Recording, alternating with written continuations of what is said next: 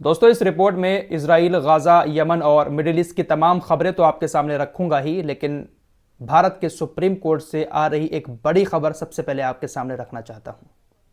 यह खबर आपको सुनना चाहिए क्योंकि बड़ी खबर है और इस खबर पर आप सभी की नज़र काफ़ी टाइम से बनी हुई भी है। तो पहले आपको यह खबर बता देता हूं, उसके बाद मिडिल ईस्ट की बहुत सारी खबरें हैं। सारी खबरों को ध्यान से सुनिएगा। आप सभी को पता है कि भारत के अंदर लोकसभा चुनाव आने वाला है। जब भी कोई चुनाव भारत के अंदर आता है तो सबसे बड़ा मुद्दा ईवीएम का होता है। बहुत सारे लोगों का ऐसा मानना है कि जब तक भारत में ईवीएम से चुनाव होते रहेंगे, बीजेपी हर जगह अपनी सरकार बनाती रहेगी। भारत में ईवीएम से चुनाव ना होकर बैलेट पेपर से चुनाव होने चाहिए। अक्सर ईवीएम को लेकर भारत के अंदर प्रदर्शन होते रहते हैं।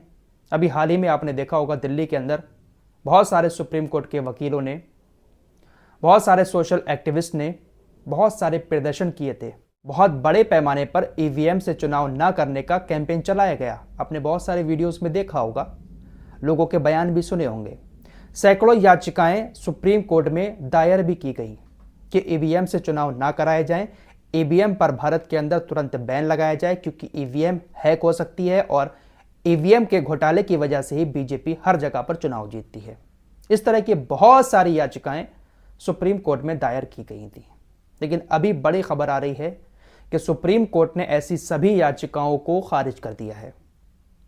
ईवीएम से जुड़ी सभी याचिकाओं को सुप्रीम कोर्ट ने यह कहते हुए खारिज कर दिया कि आप जो आरोप ईवीएम के ऊपर लगा रहे हैं उसका कोई भी ठोस सबूत, कोई भी ठोस आधार नहीं है, लिहाजा ऐसी याचिकाओं पर सुनवाई नहीं की जाएगी। सुप्रीम कोर्ट ने सभी याचिकाओं को सिरे से खारिज कर दिया और मान लिया कि ईवीएम का हैक नहीं किया जा सकता।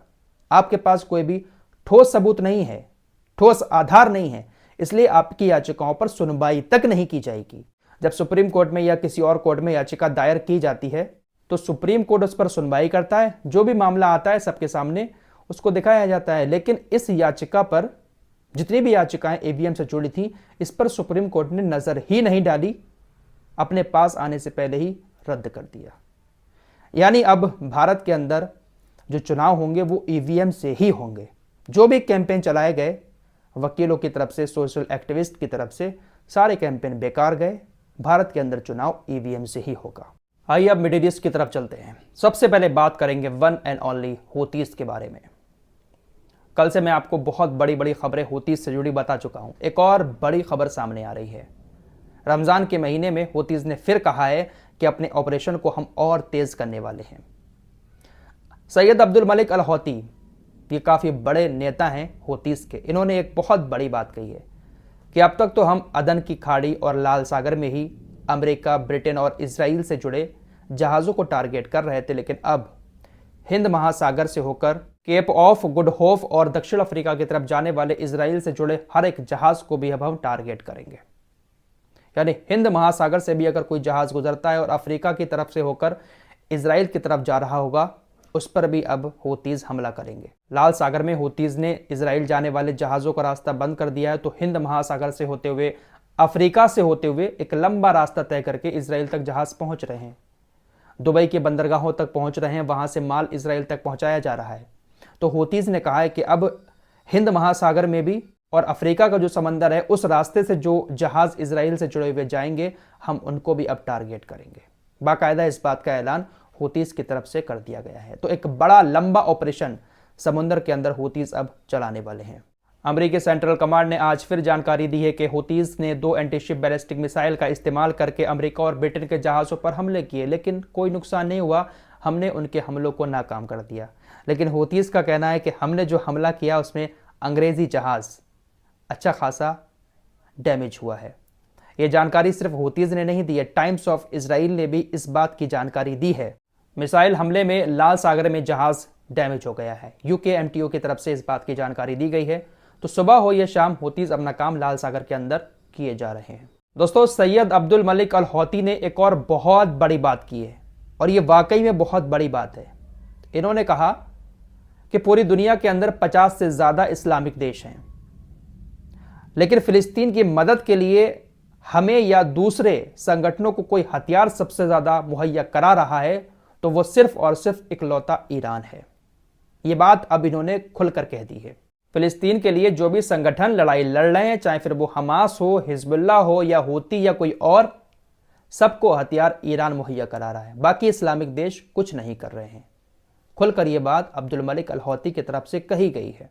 तुर्की से जुड़ी आज फिर एक रिपोर्ट सामने आई है। क्या ही कहें भाई इनके बारे में। जब मीडिया के सामने आते हैं तो बड़ी बड़ी बातें कहते हैं कि हिटलर है नेतन्याहू, हम खुलकर हमास का साथ देते हैं, नरसंहार कर रहा है इजराइल। बड़ी बड़ी बातें चचा फेंकते हैं। लेकिन आज की रिपोर्ट फिर सामने आई है कि इजराइल और तुर्की के जो व्यापारिक रिश्ते हैं उसमें अभी कोई भी चेंजेस नहीं आए हैं, बल्कि व्यापारिक रिश्ते और ज़्यादा मजबूत हो गए हैं। बिजनेस और ज़्यादा बढ़ चुका है इजराइल और तुर्की के बीच इस जंग के बाद। इजराइल की सेना को, इजराइल के लोगों को हर एक ज़रूरी सामान तुर्की से मुहैया कराया जा रहा है। हालांकि पैसा ले रहा है तुर्की इसके बदले में, लेकिन इस वक्त में तुर्की पूरा हर एक ज़रूरी सामान इजराइल को अभी भी भेज रहा है। किसी ने यह कार्टून बिल्कुल सही बनाया है। रजब तैयब एर्दोगान पर्दे के आगे मीडिया के सामने कुछ और है और पर्दे के पीछे अमेरिका के साथ मिलकर इजराइल के टैंकों में तेल डाल रहे हैं। तुर्की मदद इसलिए कर रहा है और इजराइल से रिश्ते इसलिए ख़त्म नहीं कर रहा है क्योंकि तुर्की नाटो का सदस्य है और नाटो का मेन मुखिया जो है वो अमेरिका है। तो अमेरिका से बुराई तुर्की थोड़ी ना ले सकता। इसीलिए अमेरिका के कहने पर सारी मदद इजराइल की तुर्की अभी भी किए जा रहा है। एक थोड़ी राहत भरी खबर यह आ रही है कि स्पेन का एक जहाज़ बहुत सारा सामान लेकर गाज़ा के लोगों के लिए गाज़ा के तट पर पहुंच चुका है। अब देखना यह होगा कि इस जहाज़ से जो सामान है वो आराम से गाज़ा के अंदर जा पाता है या यहाँ पर भी इजरायली सेना कोई पंगा करती है। लेकिन यह राहत भरी खबर है कि एक बहुत बड़ा जहाज़ स्पेन ने हिम्मत करके गाज़ा के तट पर पहुँचा दिया है। बहुत सारे गैर इस्लामिक देशों ने गाज़ा की मदद की है, लेकिन रूस एक ऐसा देश है जो गैर इस्लामिक होते हुए सबसे ज़्यादा मदद करने वाला पहला देश बन गया है। गाज़ा के लिए किसी गैर इस्लामिक देश ने सबसे ज़्यादा मदद भेजी है तो वो रूस है। साथ ही साथ और भी देश मदद कर रहे हैं, लेकिन रूस ने सबसे ज़्यादा मदद की है। इजराइल की मदद तो तमाम देश कर ही रहे हैं। यूरोप के ब्रिटेन एक बहुत बड़ा इजराइल का पार्टनर है जिसने बहुत सारे हथियार इजराइल को दिए हैं। एक बड़ी खबर आ रही है, एक ब्रिटेन का डॉक्टर जो गाज़ा के अंदर मौजूद था, इजरायली सेना ने ब्रिटेन के उस डॉक्टर के ऊपर जो हमला किया वो ब्रिटेन के ही गोला बारूद से किया।